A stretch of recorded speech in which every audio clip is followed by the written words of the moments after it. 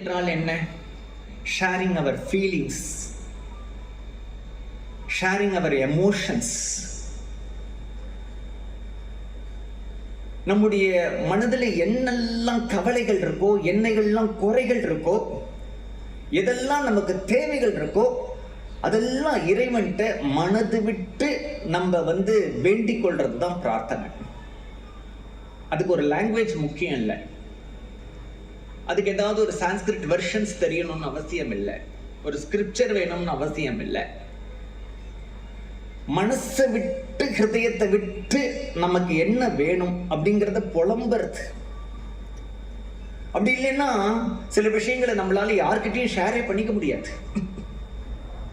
அப்படிப்பட்ட விஷயங்களை ஷேர் பண்ணிக்கிறது, நம்மளுடைய ஃபீலிங்ஸ் எல்லாம் எக்ஸ்பிரஸ் பண்றது, அதுதான் பிரார்த்தனை.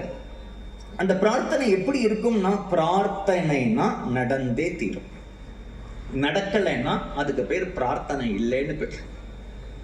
ஒரு மரம் இருக்கு, அந்த மரத்தை வெட்டி சாய்க்கணும் அப்படின்னு நினைக்கும் பொழுது நம்ம 2 தரம் 3 தரம் 4 தரம் வெட்டிட்டு ஒரு கால் நமக்கு இன்ட்ரெஸ்ட் இருக்காது, இல்லைன்னா கை வலிக்கும், இல்லை இது நம்மளால முடியாதுன்ட்டு போட்டுட்டு போயிடுவோம் இல்லையா. உண்மையில என்னன்னா, அந்த மரம் சாயற வரைக்கும் விடக்கூடாது. அந்த மாதிரி நாம எது வேணும்னு நினைக்கிறோமோ அதை அடையிற வரைக்கும் அந்த பிரார்த்தனையை நிறுத்தக்கூடாதுங்கிறது தான் உண்மையான பிரார்த்தனை.